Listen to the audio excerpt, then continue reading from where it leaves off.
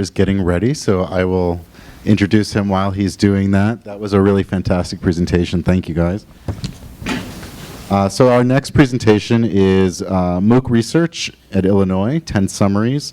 This is Jason Mock from the University of Illinois at Urbana-Champaign. All right, well, good afternoon. How's everybody doing today? I'm going to try to keep you from falling further into sleep now that we're in the post-lunch coma.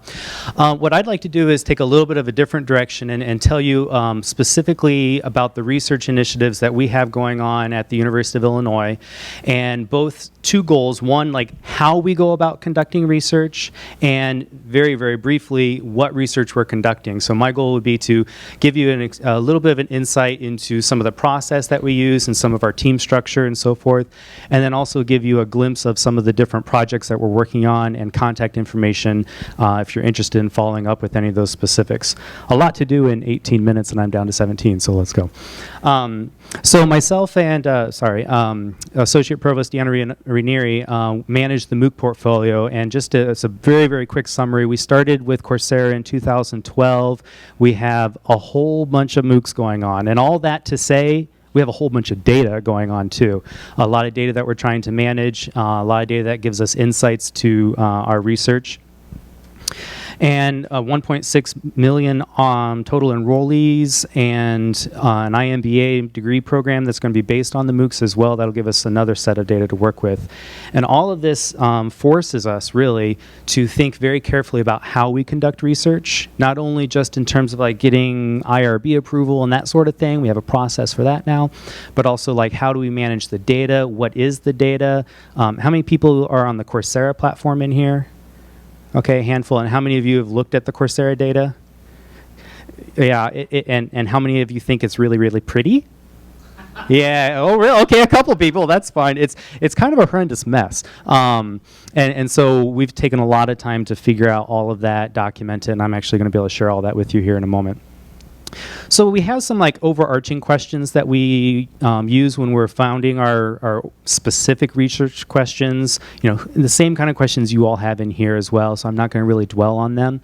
But what we've done is we've kind of embedded each of these questions into each of our research projects in one form or another, and you'll see that exemplified here in just a moment. So what we did when we realized early on that we wanted to take research very seriously with these MOOCs is we formed a team using a data analytics team on campus that was already very well versed in dealing with traditional online education.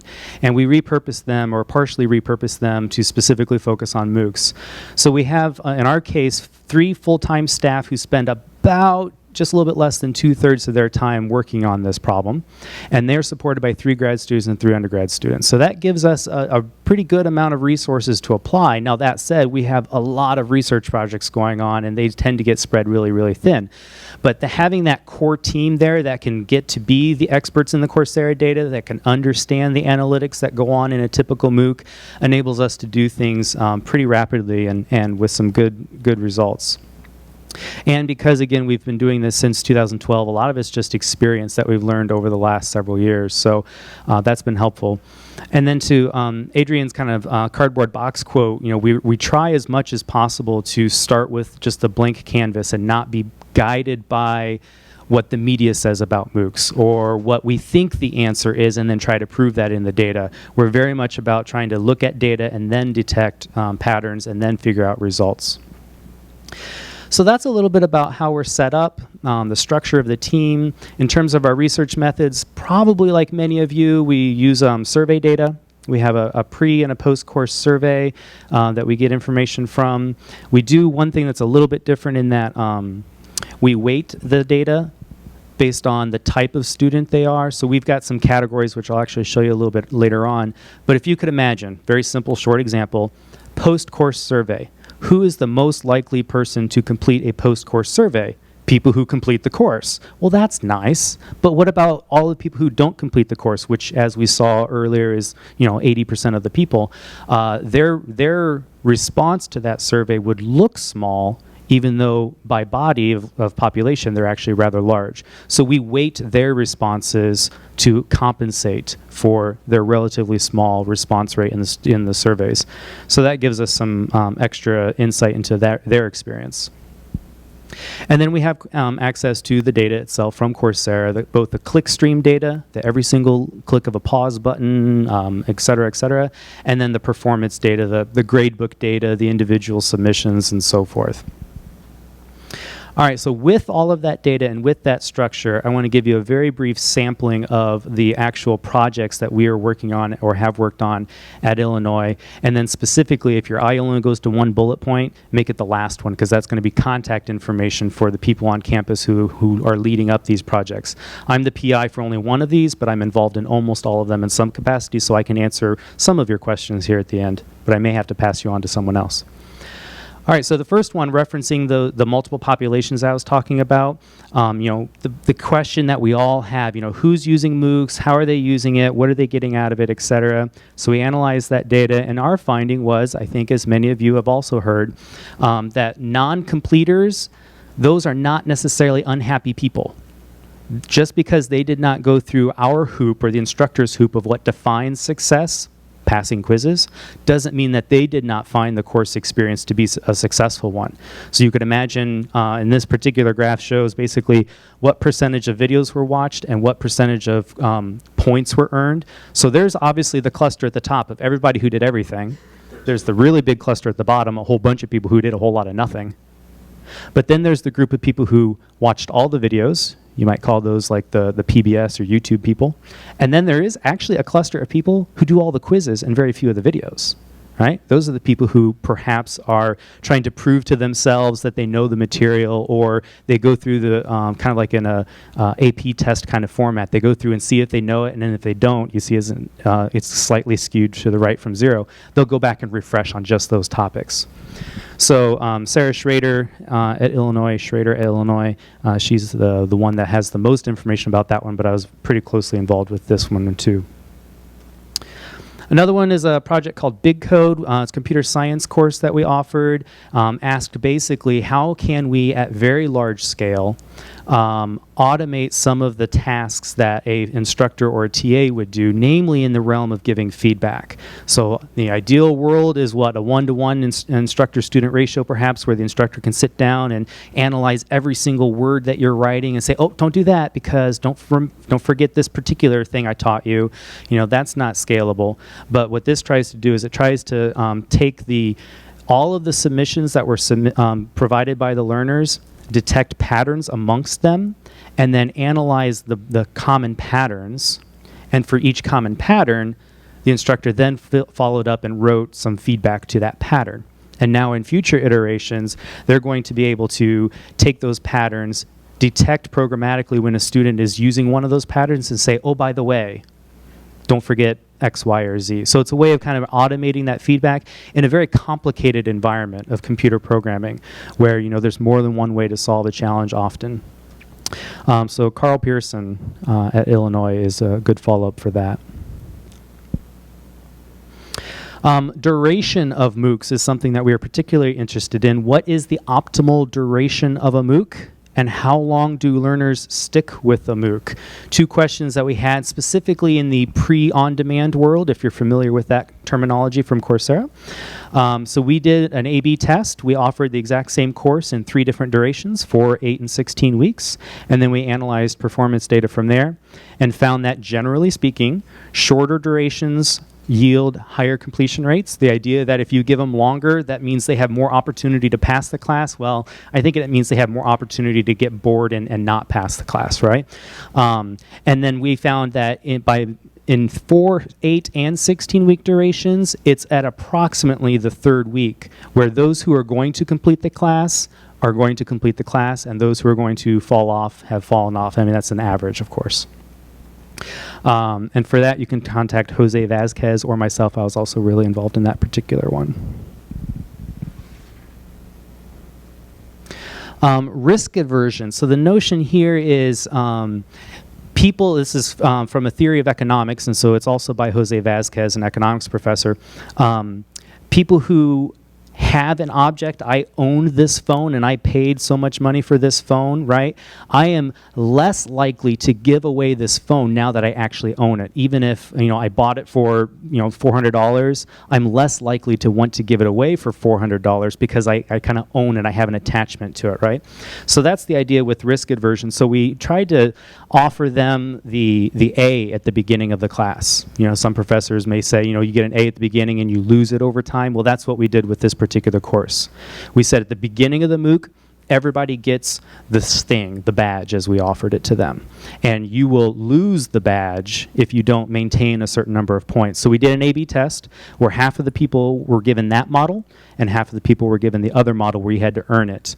And the bottom line result was that there was just a very mild positive effect of using the subtractive gradebook where you might lose something, especially for people who identified as risk adverse. And identified by that, I mean we had a risk aversion in set of survey questions, and we could categorize them as risk adverse or not. But for the general population, it wasn't a significant difference. And so again, the same person as before, Jose Vasquez. Communication, we've always wondered, basically how much spam is too much. How much email is too much email coming from a MOOC? And so we did an A/B test, ABC test, where we offered no specialized email regarding grades. We just did weekly announcements, kind of our usual routine for communication. And then for the participants in the B group, we offered them an email letting them know that there's this number of points that you can earn this week. So this particular week you can earn 26 points. This particular week you can earn 13 points, so forth. And then a different one which was personalized. So Eric, just so you know, you've earned 32 points and you need to earn 67 points in order to pass the class. You have the opportunity to earn 15 this week. So that same 15 points this week information set in context of how you're doing. Sorry to pick on you, Eric. I don't want you to fall asleep. Trying to figure out how it's going to help him specifically.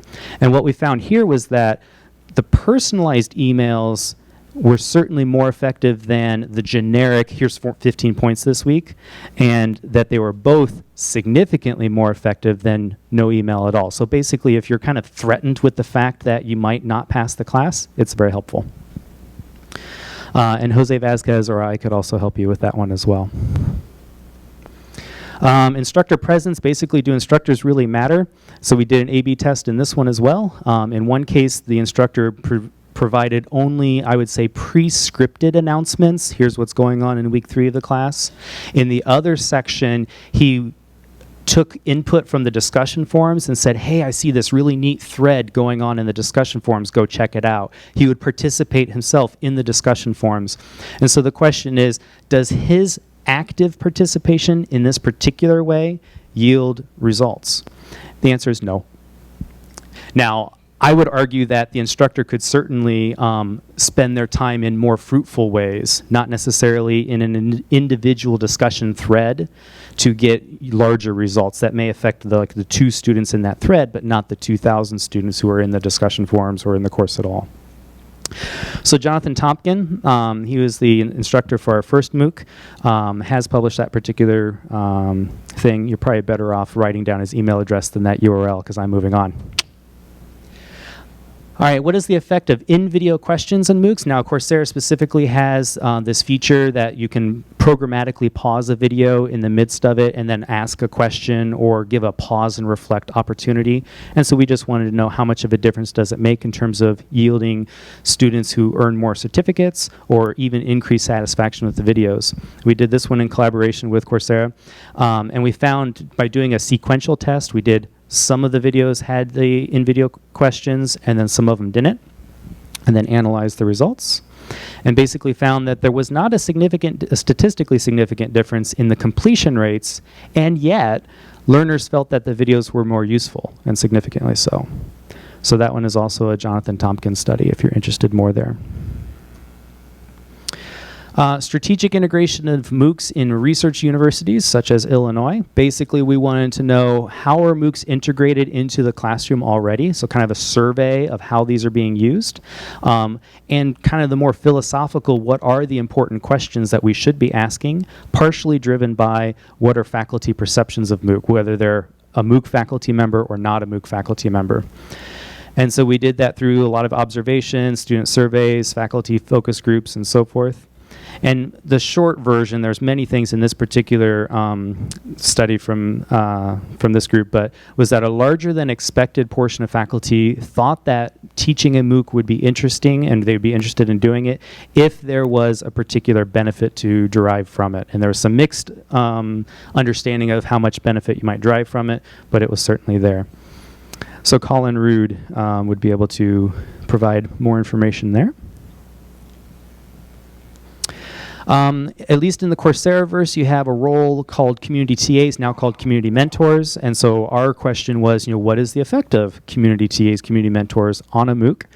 And specifically looking at the, we invest at Illinois very heavily in the community TAs. We provide them training. We have a community TA manager who follows up with an email every week to make sure they're doing okay and so forth. And so we wanted to know, how prepared do community TAs feel to that they could serve their role? What value do they bring? And because we do offer some training for them, what value does that training bring to them? And so we gave them some specific surveys and found that community TAs do play an important role, at least for those students who choose to interact with them. There's a large number of students who do not use the discussion forums, but for those who do, found them useful. And that generally speaking, community TAs felt unprepared for the role that they volunteered in, but that the training we provided does help them. So that was kind of a justification behind the training that we are doing. It does serve a purpose. Thank you. And then moving forward, what are the research implications of switching from a former session-based model to a more on-demand model, or the new platform that Coursera provides? So our research there focuses on, well, what should the research questions be? And more importantly, how do you do it? To use the one simple example, I mentioned earlier, one of our primary data sources is a pre-course and post-course survey. Well, a pre-course survey is pretty easy to do and on demand. As soon as a student registers, a learner registers for a course, then we send them that survey right then and there. When does the course end? How do you send them a post-course survey? Well, you could certainly send them a post-course survey if Coursera checks the box saying that they've completed the course, they've done all the quizzes and so forth. But as I mentioned earlier about weighting different populations, what about that 80% who never complete? I really want to know why they don't complete. But if there isn't some automatic metric that says you're no longer taking the course, because we don't know if a student or learner is simply taking a break from the course or if they've decided to drop out entirely. We don't have a really good way of saying, okay, now I'm ready to send you a survey because you're not coming back. So we have at least a partial solution for that now. And I just won't spoil my colleague's presentation. She's going to talk about that tomorrow afternoon. All right. Really quickly here at the end, just wanted to say that just 2 days ago, we launched a new website, mooc.illinois.edu, where we're going to publish all of our findings, have a blog post. We have a nice little Tableau embedded element where you can actually manipulate some of our data live on the website and learn more about what it is that we're doing at Illinois. So if you have any questions, feel free to talk to me or go to moocs.illinois. Thank you.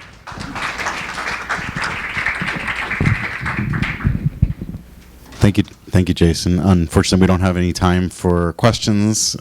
Maybe we'll have some time at the end. Ellen, you want to get ready? Our next presenter is Ellen Nedde. Is that right? Yes. From the International Monetary Fund. The presentation is IMF MOOCs, Training Government Officials for Better Economic Policy Making.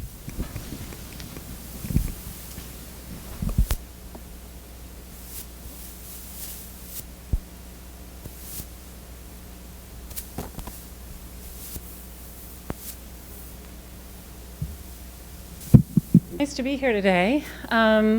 So I come from an institution that's a little bit different from some of the universities that you've heard from, and I often get the question of why the IMF is developing MOOCs at all. But we have been developing them since we developed our first online course in partnership with edX in late 2013 and launched our first MOOC in the summer of 2014. And I think we've gotten some interesting results.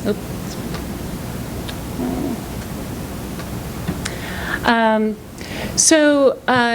our courses so far, we have what I think is a pretty high completion rate. I know maybe we don't all use the same denominator for that. This is for active participants, so people who have answered at least one question in the course. We have about a 60% completion rate in our MOOCs. About a quarter of our participants are from sub-Saharan Africa, and I haven't seen detailed data for everyone developing these courses, but I hear a lot about strong participation from the US, from India, Brazil, but we actually have quite strong participation in sub-Saharan Africa. And then about a third of our participants, these are successful participants, certificate earners, are from low-income developing countries. So, India, Brazil are emerging market economies. We get strong participation there as well. But these are countries like Sudan, Zimbabwe, Bangladesh, Haiti. We're getting strong participation there as well. So why are we getting this? I think to explain what might be driving these results, it helps to understand a bit about the nature of our training and the nature of the courses that we've developed. So let me just give you a little bit of background on why we're doing this. So the stuff that makes the news is not really our training program, right? It's our lending program with Greece, the negotiations with Greece, or the high-level meetings that we have. We've got, just next week, we've got our International Monetary and Finance Committee meeting. This is like the governors from central banks and finance ministers from all over the world are going to meet in Lima, Peru, and talk about the global economy. So the IMF does three big things. One of them is lending. So we're kind of like the credit union for the world. We lend to countries that are under distress, are short of foreign exchange reserves, don't have funds to service their debts or pay for their imports. We don't fund projects like the World Bank. That's a sister organization of us, and people often get them confused. So we have a big lending program, and then we oversee the health of the international monetary system. The one that doesn't make the news is the one that I'm involved in and the one I'm here to talk about, and that's what we call capacity development. So we provide what we call technical assistance and also training. So technical assistance is, we have an expert go and advise a central bank in a country about putting supervisory responsibilities in place, or helping them to draft legislation, or they have an income tax but they're not collecting any revenue. So that's technical assistance. That happens. I'm involved in the training piece where we provide courses in applied macroeconomics and finance to government officials, mostly officials who work for their central banks and finance ministries. So some features of our courses are really not so different from university courses, right? We're teaching macroeconomics and finance, but there are some unique features of our courses as well, and we do have this very targeted audience in mind. So the purpose of capacity development is really to develop institutions and skills within those institutions so that countries don't have to come to us for loans, so they can implement sound macroeconomic policies. And we have this broad network of regional training and technical assistance centers that you can see in the map. So we have these regional hubs where we provide the technical assistance and training.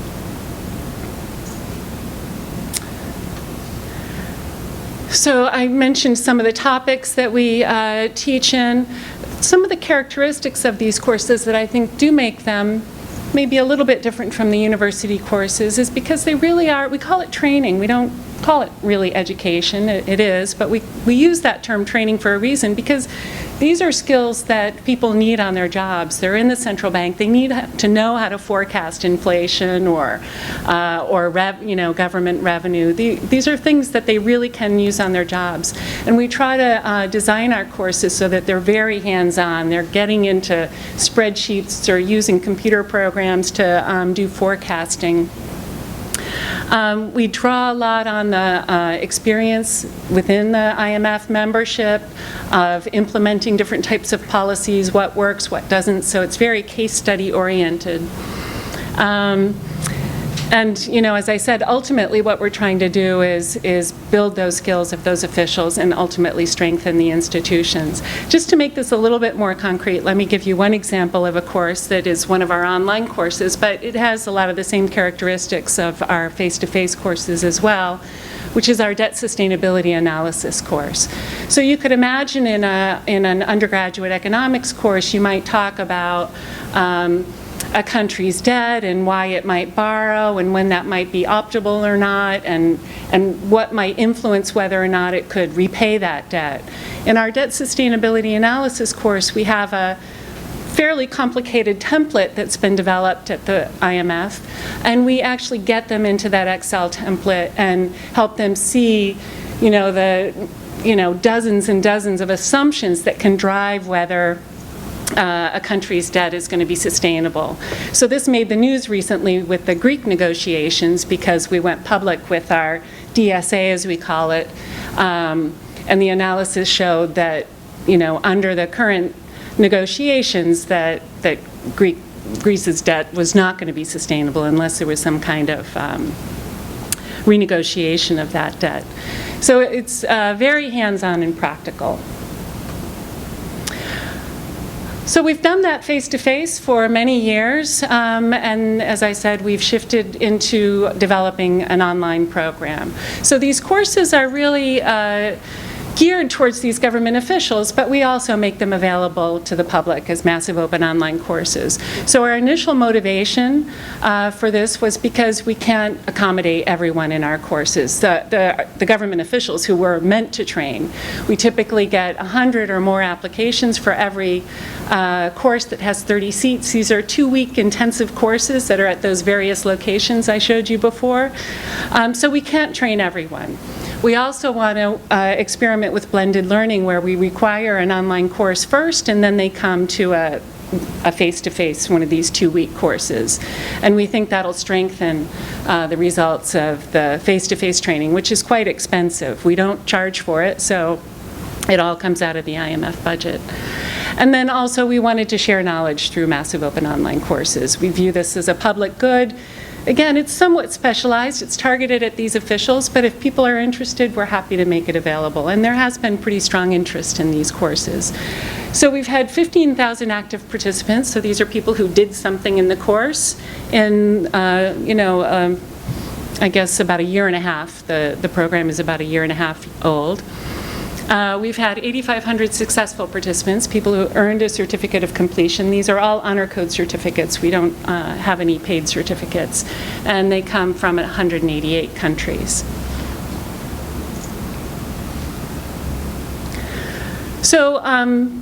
So those numbers that I just gave you show you that pass rate of about 60%. For government officials, and then the graduates of this, out of that 8,500, almost half are government officials. It's like 48%. And then the rest are kind of members of the general public. So you can see we're really getting a lot of results from that targeted audience. So they're really coming through, but we're getting strong participation from other people as well. The representation of sub-Saharan Africa, you can see the difference in the overall participation and then for government officials if we carve those out. So among government officials, 1/3 of them are coming from sub-Saharan Africa. But for the overall population of completed participants in our MOOC, it's about 1/4. So I'm not even really sure why that is. In our face-to-face training for government officials, it's about 1/4. I mean, we intentionally try to evenly distribute it around the world, right? Because we want to meet the needs of all the regions of our membership. But for some reason, Africa is really coming through strongly. So they really stand out in that participation. The rest of it is a bit more balanced. And that's even more striking if you adjust participation in our courses for internet connectivity. So this, the shading here, it's darker the stronger the participation once you divide by the millions of internet users in those countries. So Africa just really jumps out. And this is interesting because when we first decided to go into developing online courses, we didn't want to leave Africa behind. We didn't want to leave them out, or other low-income countries, right? Any regions that have poor internet connectivity. So this was a concern for us going into this.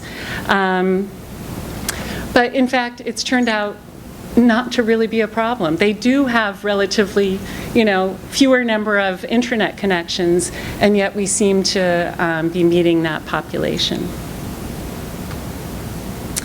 So I'll just leave you with a couple of key questions, just two of the things that we're grappling with. We have lots of them.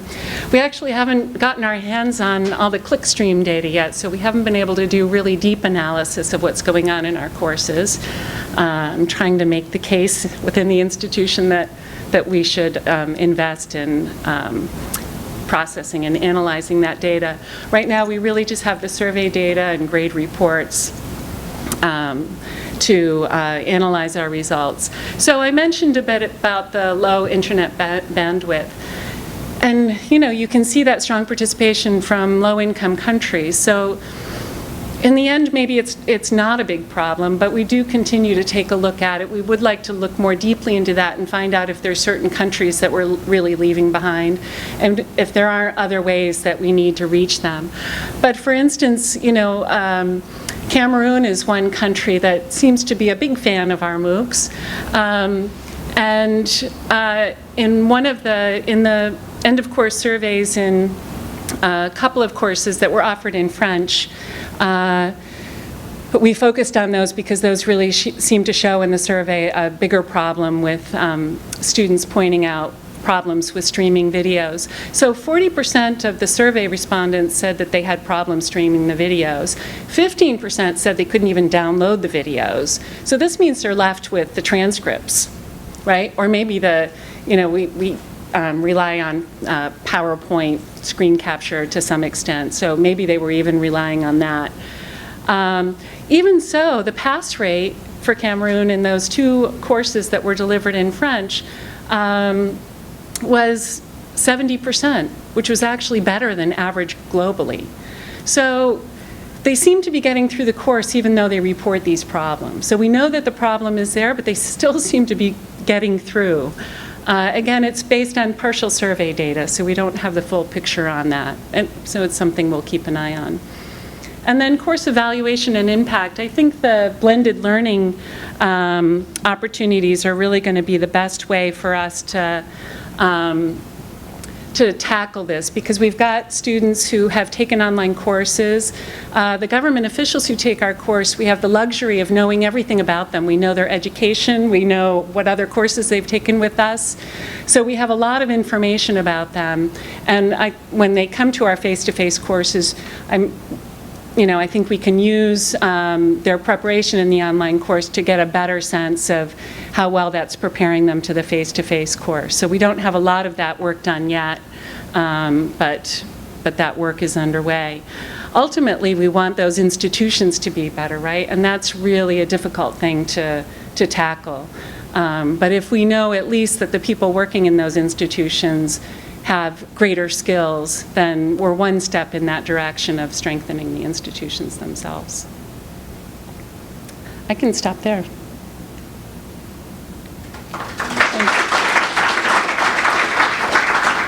Does anybody have any questions?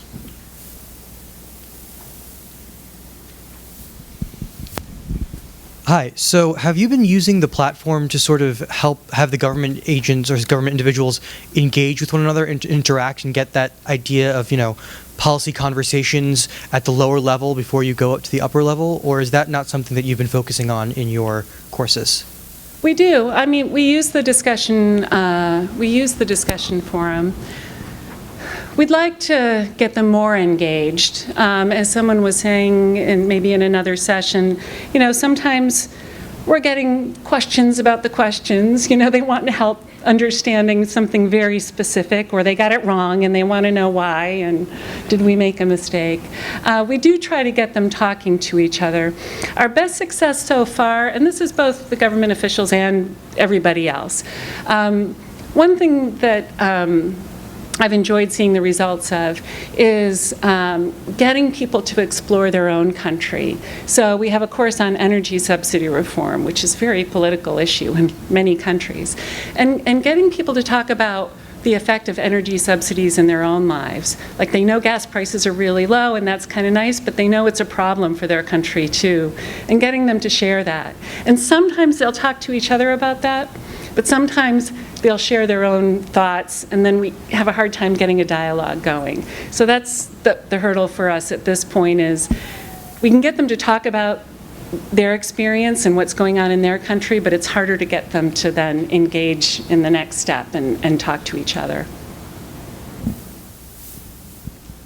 Any other questions?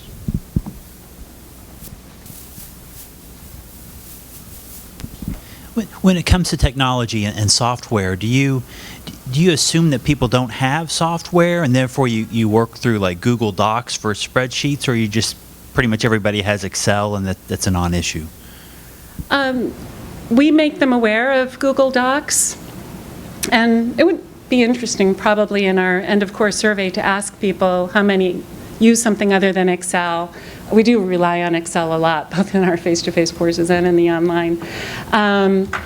So for Excel, we've been assuming that people were using Google Docs if they didn't have Excel. The government officials pretty much have it. You know, if they're doing the work at the office, which they can't always do. We did just run a course that's about to be delivered for the first time as a MOOC on macroeconomic forecasting, and for that we worked with the company that developed eViews statistical software to get temporary licenses. Got time for one more question if there is one. No? Okay. Thank you, Ellen. Thank you, everyone, for coming to the case study session. We've got a 15-minute break now, and at 4 o'clock we have the second case studies group. There's also a panel in Cowan.